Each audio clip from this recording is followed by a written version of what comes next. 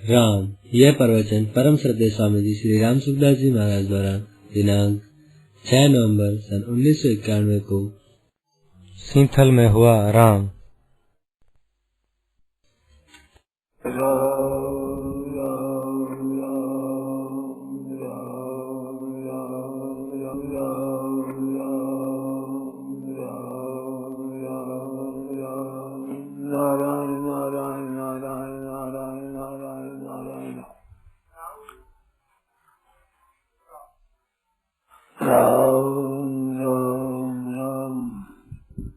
अब बोलो कोई बात।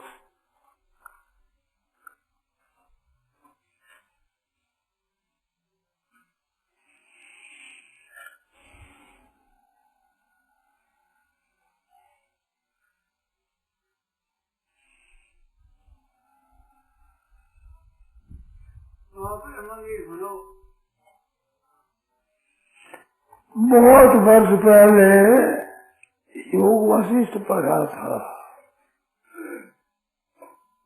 कोई 60 वर्ष हो गया होगा भाई, याद हो।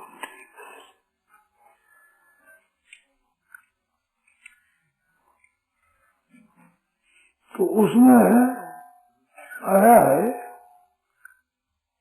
अद्योत्सव काला, आज उत्सव है, आज अमुक त्योहार है, आज अमुक बार है, आज अमुक मिला है, आज अमुक दर्शन को गए हैं, आज अमुक देखा है। ऐसे जो बात होती है ना, तो मनुष्यों की इस तरफ ही वृत्ति रहती है। ऐसा विचार नहीं कि मैं कौन हूँ, क्या हूँ, किसका अंश हूँ, क्या हूँ, तत्व से इस तरफ दृष्टि नहीं जाती। विशेष समय इन बातों में चल जाता है, इधर दृष्टि रहती है। तो इधर दृष्टि नहीं रखना ये मेरा तात्पर्य नहीं है, तो खास दृष्टि रखनी है अपने स्वरूप की तरफ, परमात्मा के स्वरूप की तरफ। ये तो व्यवहार में करना ही है।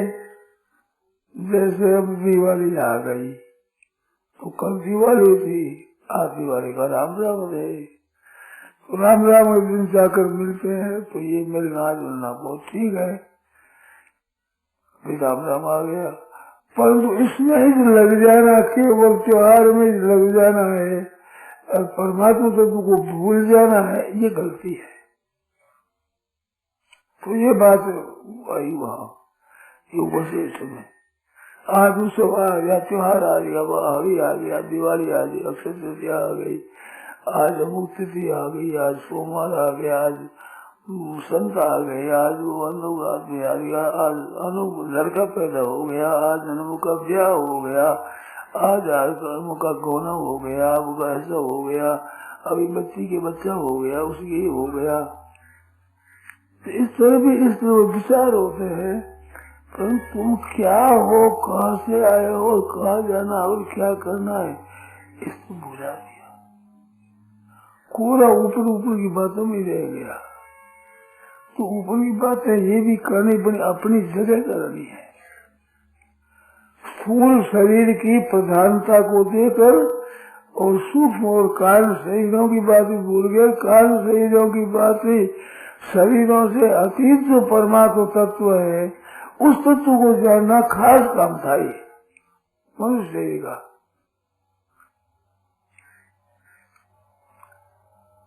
अब मनुष्य शरीर ही जान सकता है। इस तत्व के जानने में जितना मनुष्य शरीर का अधिकार है, उतना देवताओं का भी नहीं है।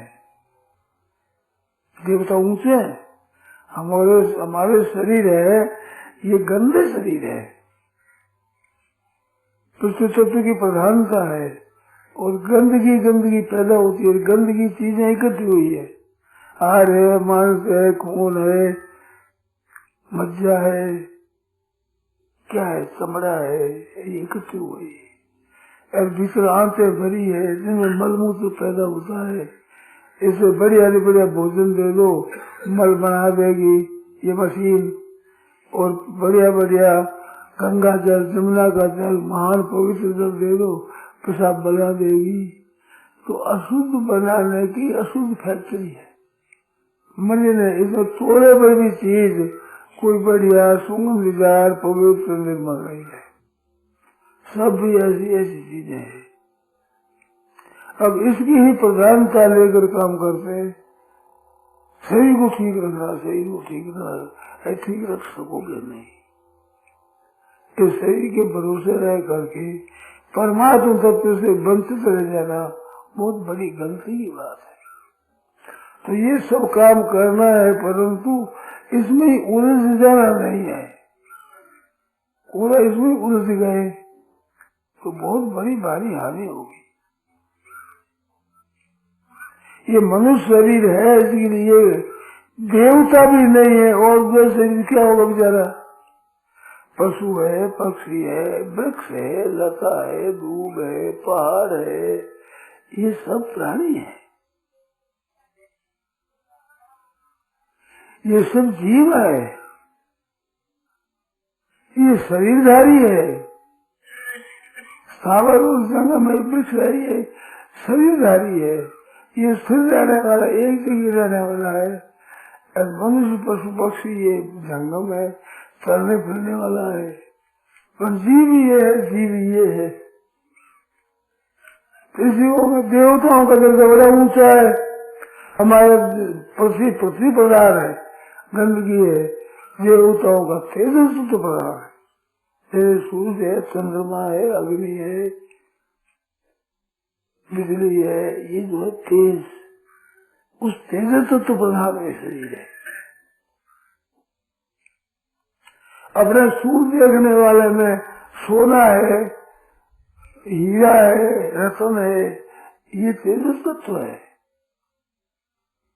तो पृथ्वी की तरह, पृथ्वी के पत्थर में जो है, पर इसमें तेजस तत्व की प्रधानता है, और देवताओं में बिल्कुल तेज तत्व की प्रधानता है। हम लोगों के शरीरों से देवताओं को दुर्गंध आती है, जैसे मैले से भरा हुआ सुअर हो और हमारे पास आवे तो कैसा लगता है? सूर्य तो खाता है, मैला वही लगा हुआ हो, पास में तो यूँ करते छू जाओ तो स्नान करो, भाई कपड़ा बदलो, हाथ धो, क्या कर रहे, छू जाओ। जैसे उस वो दुर्गंधी आती है हमारे को, ऐसे हम लोगों के इन शरीरों से देवताओं को दुर्गंधी आती है, बड़ा मर्जी शरीर है। इस बार से कहा कि रामायण में क्षिद्र पावक गगन समीरा पंच रचित अधम शरीरा, क्षिति जल पावक गगन समीरा, पृथ्वी वायु आकाश, पंच रचित अधम शरीरा, पांचों बचा हुआ है, अधम शरीर अधम बताया है। उत्तरकांड में सबसे सुंदर, सबसे उत्तम मानुष दे, मनुष्य को दे को उत्तम बताया, जीव चराचर जात दे, वो मानुष हो गए हो, देवी देवाना भी दुर्लभ, देवताओं को भी दुर्लभ, दोनों बताई है। अधम शरीर आया है और देवताओं को भी दुर्लभ है। रूप से नित्यम कृष्ण कांक्षिणा, भगवान के स्वरूप को देवता चाहते हैं और देवता इस मानव शरीर को भी चाहते हैं कि मनुष्य शरीर मिल जाए, हम अपना कल्याण कर रहे हैं, ऐसे देवता भी चाहते हैं, ऐसा शरीर है ये। दोनों बातें कैसे बैठे भी, अधम भी है और उत्तम भी है। तो इसमें उत्तम क्या है? उत्तम इसमें एक विलक्षण है विवेक, सत असत का, नित्य अनित्य का, सार असार का, कर्तव्य अकर्तव्य का ज्ञान है, ये विवेक इसमें विलक्षण है। विवेक का निरादर करे तो पशुओं से भी बहुत नीचा है। पशु शरीर अच्छे है, पशु शरीरों में पापों का भोग होता है, तो पशु शरीर तो ज्यों ज्यों भोगते हैं पशु शरीर, क्यों क्यों हम ऊंचे उठते चले जाते हैं। रामायण में आया है, बरु बलवास नरक करता था, नरक में जाना बड़ा अच्छा है। दुष्ट संग जन दे विधाता, विधाता कभी दुष्ट संग ना दे। नरकों में अच्छा है, पर दूसरा क्वेश्चन दे दो बहुत नीचा। तो नरकों का अच्छा क्या है कि नरकों में पापों का भोग होता है, तो पापों का भोग होता है तो शुद्ध होता है ना। जितने पाप हमारे भोगे गए उतने पाप नष्ट हो गए, तो पाप नष्ट हो गए तो शुद्ध हुए नहीं, अशुद्धि मिट गई इतनी। तो नरकों में जाने से तो शुद्धि होती है, और दुष्टों के संग से नरकों की तैयारी अशुद्धि होती है। दुष्टों के संग से जो भगवान का भजन नहीं करते, ईश्वर को नहीं मानते, शास्त्र को नहीं मानते, गुरु को नहीं मानते, परमात्मा तत्व की प्राप्ति की साधना नहीं करते, ऐसे दुष्ट पुरुष है विपरीत चलते हैं। झूठ, कपट, बेईमानी, ठगी, धोखेबाजी, विश्वासघात, यही रात दिन करते हैं। पैसा पैसा केवल कमाते हैं और भजन स्मरण नहीं करते, इधर ध्यान ही नहीं देते, ख्याल ही नहीं करते। कब मनुष्य बन जन्म लिया है तो क्या करना चाहिए क्या नहीं करना चाहिए, इधर ध्यान ही नहीं, इधर ख्याल ही नहीं है, इधर होश ही नहीं है। बड़ा भाई नुकसान कर रहे हैं। मानुष ही प्राप्त किया है, इसका लाभ लेना चाहिए। वो लाभ न लेकर के हानि कर रहे हैं, पापों को बटोर रहे हैं। तो ऐसे दुष्टों के संग की अपेक्षा नरक बहुत बढ़िया चीज है। तो नरक में दुख तो जाते हैं परंतु शुद्धि होती है। जैसे कपड़े को नाद में उबाल करके फिर पसाटा जाए तो कष्ट तो होता है पर शुद्ध हो जाता है, साफ हो जाता है, मैल सब निकल जाता है। इसलिए नरकों में दुख होता है, कष्ट होता है, उससे उसका मैल निकल जाता है, वो एकदम शुद्ध हो जाता है, निर्मल हो जाता है। तो नरकों में तो निर्मलता होती है, दुष्टों के संग से मैलापन होता है। कष्ट भोगते हैं, कष्ट से दुख का नाश होता है, पापों का नाश होता है। वो जितना भोग दिया जाता है उतनी बारी निकल गई, उतनी शुद्धि आ गई। तो नरकों में रहना है, कष्ट में रहना है, बुखार का आ जाना है, विशेषता से ये आ जाना है, ये शुद्धि करने वाली चीज है। 100 रुपया कोई मांगता हो और वो आपको देना पड़े तो आपके पास में 1000 रुपये है, 100 देवो तो 900 ही रहेंगे, तो घाटा पड़ गया, 100 का घाटा पड़ गया। पर घाटा तो 100 का पड़ा, मैंने कर्जा उतर गया ना, कर्जा का ब्याज चढ़ता था, कर्जा चढ़ता था, वो समाप्त हो गया, कितना बड़ा अच्छा हुआ। 100 रुपयों का नुकसान हो गया, नुकसान नहीं हुआ है, कर्जा उतर गया, बहुत बड़ी बढ़िया बात हुई है। इसलिए से पाप भोग दिया जाए तो पाप रूपी कर्जा उतर गया, शुद्धि आ गई, निर्मलता आ गई, बड़ी अच्छी बात है। और भजन स्मरण नहीं करते, दुष्टता में समय बर्बाद करते थे, कामोपभोग परमा, संसार के पदार्थों का संग्रह करना और उसे सुख भोगना, ये 2 चीज बहुत घातक है।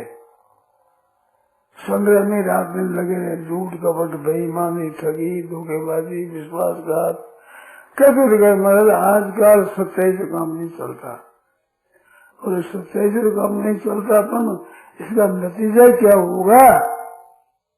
मनुष्य शरीर है, विवेक प्रदान है, विवेक में नतीजे की तरफ ध्यान होता है,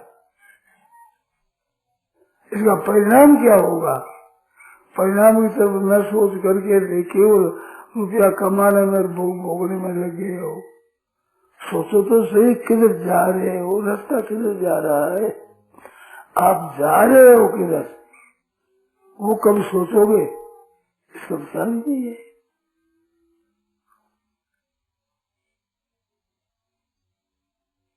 झूठ कपट बेईमानी से धन कमाया, और धन कमाकर क्या किया? भोग भोगा, मान बढ़ाई, इसके लिए शरीर खर्च कर दिया, शरीर के ब्याह के 5-5, 7-7 लाख रुपया खर्च कर दिए, दान पुण्य करने दे गई नहीं, बुद्धि ऊंची हो गई। सज्जनों कृपा रखो, है थोड़ी सावधान हो, कि समय कितना जा रहा है, कीमती समय है जिसमें परमात्मा तत्व की प्राप्ति हो जाए, ऐसा उत्तम समय है। वो पापों के बटोले में जा रहा है, पापों के संग्रह करने में, झूठ कपट में, बेईमानी में, धोखेबाजी में, विश्वासघात में, दूसरों को दुख देने में, दूसरों को कष्ट देने में, अपमान करने में, निंदा करने से जो हमारा समय बर्बाद हो रहा है, कितना बड़ा भारी नुकसान हो रहा है। एक कोई संत थे, वो दूसरे गांव जा रहे थे, तो गांव जाते थे तो 3 आदमी और साथ में हो गए, साथी हो गए। एक शिकार को जा रहा था जानवरों को मारने के लिए, जानवर को मार कर लाकर उसका मांस बेच करके जीविका करे, बधिक बहेलिया, एक तो वो था।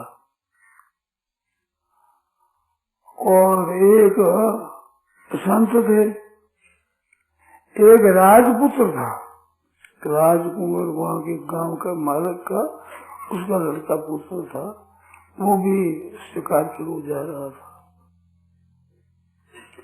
एक तपस्वी का पुत्र था, तपस्या करते, भजन स्मरण करते, सिंह को तपाते, भूखा रहना, घाम सहना, शीत सहना, वर्षा सहना, तप करना, वो तपस्वी था।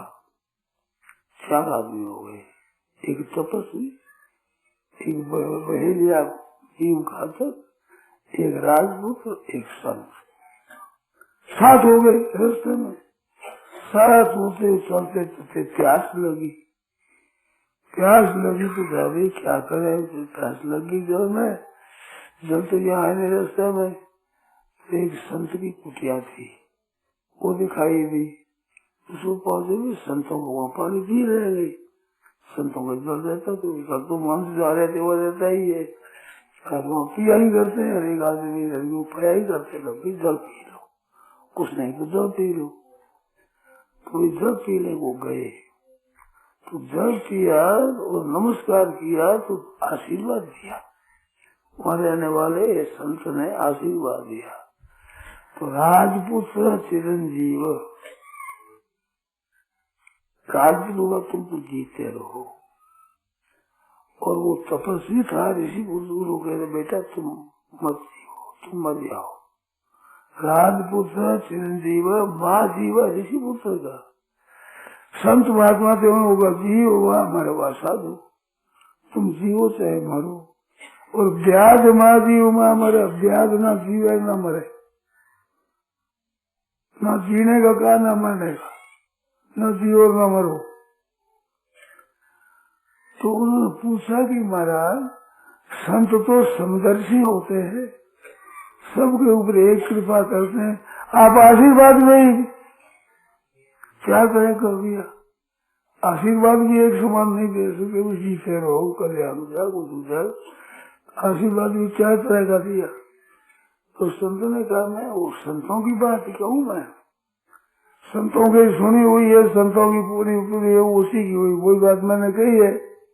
तो इसका क्या अर्थ हुआ, कहते सुखी रहो, कहते हैं ना सुखी रहो, ये आशीर्वाद देते महाराज वगैरह का पंडित जी महाराज, सुखी रहो, सुखी रहो कहते हैं ना। हाँ सुखी रहने की बात बताई। राजपुत्र है वो चिरंजीव, तो चिरंजीव रहो मानो सुखी रहोगे, मरोगे तो दुख होगा। राजेश्वरी भोगेश्वरी फिर नरकेश्वरी, राज करता है अन्याय करता है फिर नरक में जाएगा, तो जीता रहे जीते 10 मिल जाए तो नरक तैयार है अभी। अन्याय करता है, लोगों को लूटता है, लोगों को ऊपर ऐसे करता है, जल्दी बना। इस वास्ते तू तो जीते रहो भाई, जीते रहो। अरे तपस्वी है वो सही तकलीफ तपस्या कर रहा है, तुम मत जियो, जियो तो दुख पाते करते, मर जाओ तो राज घराने में किसी जन्म हो गए तो सुख पाओगे, तपस्या का फल है सुख मिलेगा, तुम जियो मत। राजपुत्र चिरंजीव, माँ जीव ऋषि पुत्र का, और संत को देखा तो कहते तुम जियो चाहे मरो, तुम्हारी मर्जी है करो, जीना ही ठीक है, मरना भी ठीक है। और ब्याज की तरफ देखा, अब क्या कहूँ, जीना ठीक नहीं तो मरना ही ठीक नहीं। तो भाई संत के लिए जीना मान दोनों कि महाराज संत है, यहाँ पर भजन स्मरण करते हैं, जप करते हैं, कीर्तन करते हैं, सत्संग करते हैं, अच्छे काम में लगे हुए हैं। आज मर जाए तो भगवान धाम में जाएंगे। तो जीवे तो ही मौज है, मरे तो ही मौज है, दोनों में आनंद ही आनंद है। इस बार जीवो चाहे मरो, तुम सुखी और सुखी रहेंगे ये सभी। अब क्या बीमारी यहाँ तो खाने को रोटी नहीं, और रात में जीवों को मारते हैं। जैसे रामायण में आया ना, पाप कर तो निशिवा चल जाए, पाप करते होते रात दिन बीतते हैं, रात में ही पाप, दिन में ही पाप, सुबह ही पाप, दिन में शाम को भी। तो पाप कर तो निशिवा चल जाए, नहीं कटिपट नहीं पेट लगाई, लज्जा निवारण नहीं है तो कपड़ा नहीं, पेट भरने के लिए अन्न नहीं, बस ये है दुख पा रहे हैं। और पाप रात नहीं करते हैं, ढाप करके रोटी नहीं खा सकते, नहीं कटिपट, लज्जा निवारण के लिए कपड़ा नहीं, नहीं पेट लगाई, पाप वैसे। अब उसको जीवे तो क्या कहें, मरे तो क्या कहें, जीवे तो दुख पा रहा है, मरे तो दुख पा रहा है, दुख ही पाएगा। गाड़ी महान पाप करता है, लोगों का नुकसान करता है, जीवों को मारता है, तो उसको नरक होंगे। तो मरने पर भी दुख है, जीने भी दुख है। तो सिद्ध क्या हुआ, जीवन ऐसा बिताना चाहिए तो यहाँ भी सुख रहे, वहाँ भी सुख रहे, यहाँ है वहाँ नहीं, वहाँ है यहाँ नहीं, वहाँ भी नहीं, यहाँ भी नहीं, वहाँ भी है, यहाँ भी है, क्या बात हुई। तो बढ़िया तो वो यहाँ भी है, वहाँ भी मौज है। तो सदगुरु सदाचार करे, भजन स्मरण करे, दान पुण्य करे, उपकार करे, सेवा करे सबकी, वो शांति से रहे तो चित्त में शांति रहेगी, और आगाड़ी भी अच्छा काम होगा, भगवत प्राप्ति होगी, कल्याण होगा, उद्धार होगा। तो सब तरह से फायदे की बात है। भजन स्मरण करना है, सत्संग करना है, स्वाध्याय करना है, दान पुण्य करना है, उपकार करना है, दूसरों का हित करना है। प्राप्त मंत्री मामेव सर्वभूत एक रहता, यानी मात्र के हित में रत होते हैं, वो परमात्मा को प्राप्त होते हैं। तो कितनी बढ़िया बात है। तो अच्छे अच्छे काम करो, भगवान को याद करो, उपकार करो, सेवा करो, सुख पहुंचाओ, हित करो, तो इससे यहाँ भी शांति रहेगी। मनुष्य के हृदय में कुटिलता आती है ना, तो दुख शुरू हो जाता है। हमने कुत्तों को देखा है,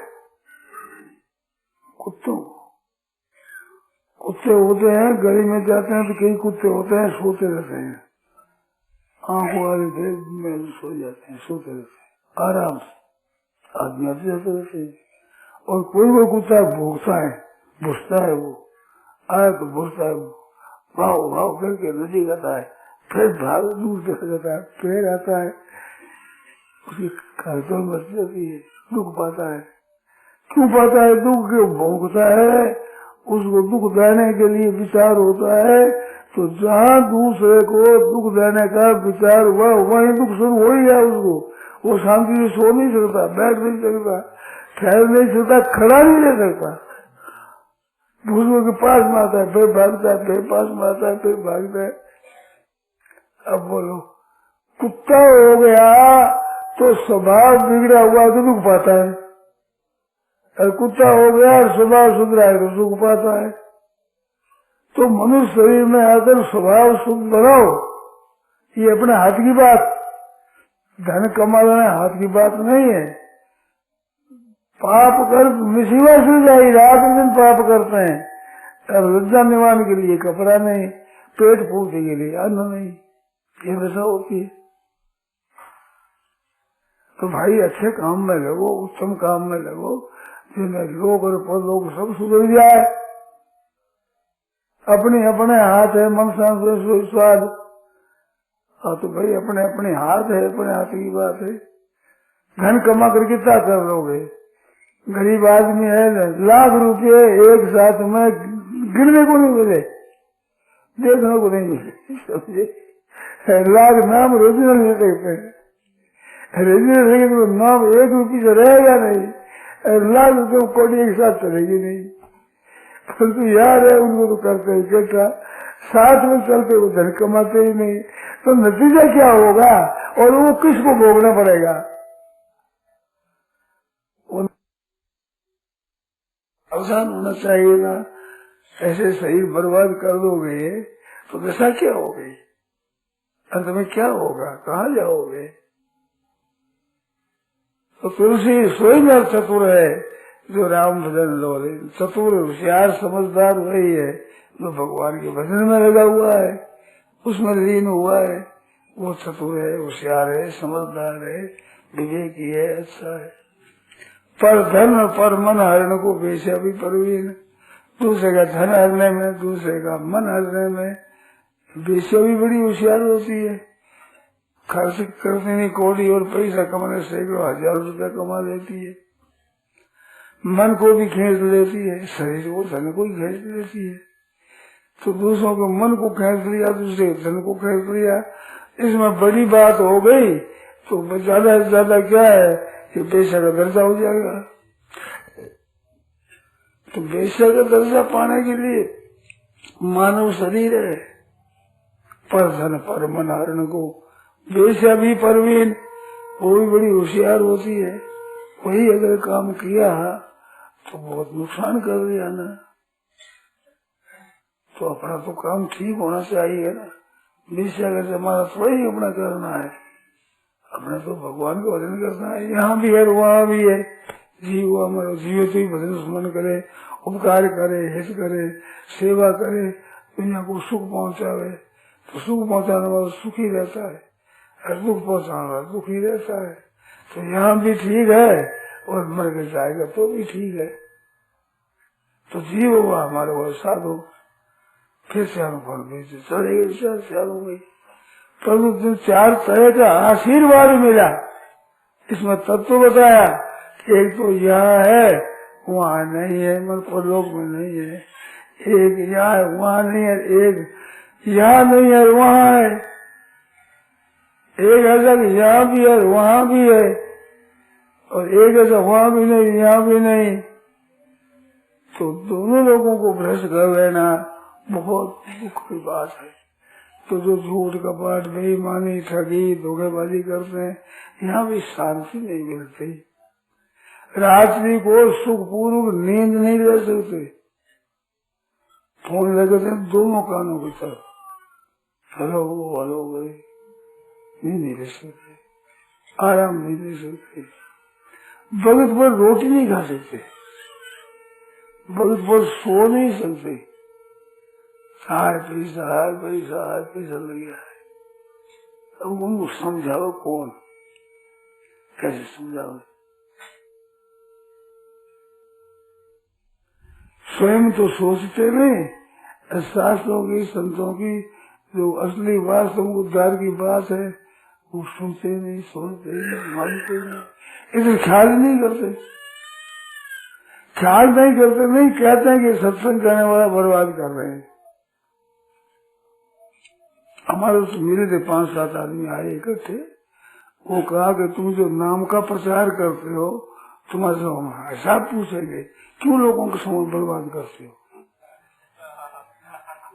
दंड पाना पड़ेगा तुम्हारे को, हम दंड देंगे, पूछेंगे, पूछना भाई खबर रहेंगे, इसका हिसाब दो हमारे को। इतने लोगों को खोटी कर देते हो, काम धंधा करते जिससे खराब कर देते हो। 5-7 भाई आज धमकाए मेरे को, ठीक है भाई हम तो कर देते हैं ऐसा ही, अब तुम्हारी मर्जी, दंड दे दो, क्या करे। एक शहर में 5-7 आदमी भिड़े होकर के आया, पढ़े लिखे आदमी, वे आगे कहे महाराज हम सब जानते हैं, ये आप लोगों से तो ही हम जानते हैं, बातें बनाते हैं, रोटा खाते खूब मौज से, आराम से भोगते, लोगों को बहका रहे हो।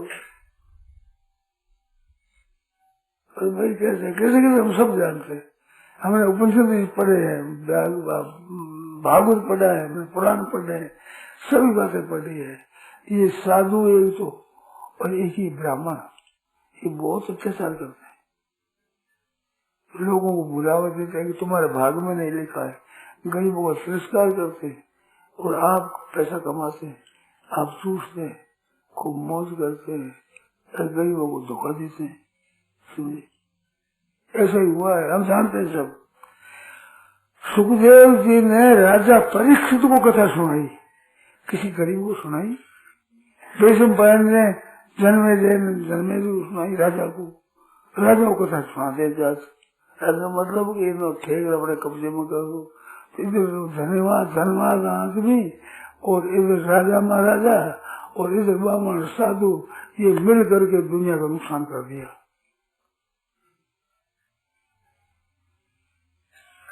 बड़े भाइयों ने किया,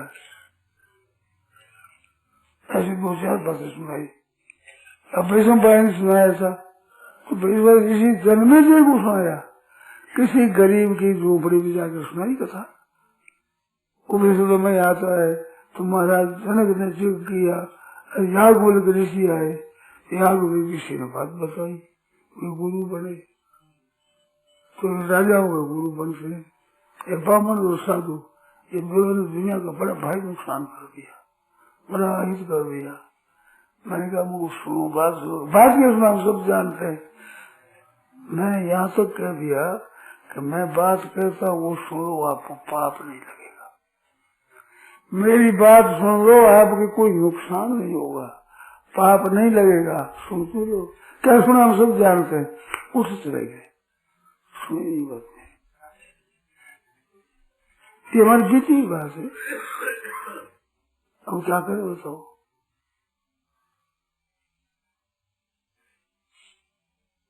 तो तुम क्या सुनाते? हम सुनाते हैं कि राजा परीक्षित को सुनाया तो राज करता था तो मरना था। परीक्षित राजा मरने वाला था। राज करे वो तो उत्पत्ति करेगा, कुछ देगा, कुछ सेवा करेगा, मरने वाला क्या देगा। वैशंपायन ने सुनाया तो जन्म से कोड़ निकल आई थी, उस कोड़ी को कोड़ दूर करने के लिए सुनाई। याज्ञवल्क्य के ऋषि किया तो जले की आपत आ रही थी, ऐसा वक्त सुनाया तो उनकी बड़ी पंचायत ही पड़ गई, हम क्या करें। तो सुनाई तो आफत में सुनाई है। सुख ने सुनाई, रुपया लिया, परीक्षित ने रुपया लिया, क्या सुखदेव जी महाराज ने जन्मे से रुपया लिया, राज लिया, को गाँव लिया, क्या लिया।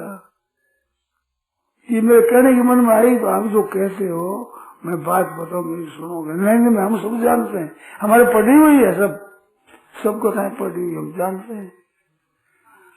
कहते को मेरी बात सुन लो, आपको पाप नहीं लगेगा, आपको नुकसान नहीं होगा, मेरी सुन तो लो। कौन सुन, उठ ही गए, चले ही गए, बात कब सब जानते हैं। क्या सुना तुम्हारे से। अब ऐसी दशा है, उनकी क्या दशा होगी। आप गए आ नहीं, अब ऐसी प्रचार कर रहे बड़े जोर से। गर्भ में रहने वाले बालकों तक शिक्षा देनी चाहिए, स्त्री को ऐसी बातें सुनानी चाहिए, वो धर्मात्मा ना हो जाए, भगवान का भगत ना हो जाए, गर्भ का बालक भी। ऐसा उद्योग हो रहा है, ऐसा पुरुषार्थ हो रहा है। तो आप लोग किस तरह से आ गए, इसमें तो आप बेकाम आए हुए हो। ये साधु ब्राह्मण है, बेकाने वाले बेका में आ गया, बकरी डाल दिया। मेरे तो समझते हैं, इनको घातक समझते हैं, बहुत अपराध समझते हैं। ऐसी दशा है, हमारे काम पर है ऐसा। ऐसे एक दो बात और भी कही आई मेरे सामने, मैं बहुत वर्ष हुआ ना इसमें चलता हूँ। 79-80 साल से कथा करता हूँ। सुन 79 1979 80 81 82 83 84 अभी तुम बोलता हूँ। तो हमारे बहुत होते हैं बढ़िया बढ़िया पूछने वाले आते हैं, कई पूछते हैं, प्रश्न पूछते हैं, कई धमकाते हैं,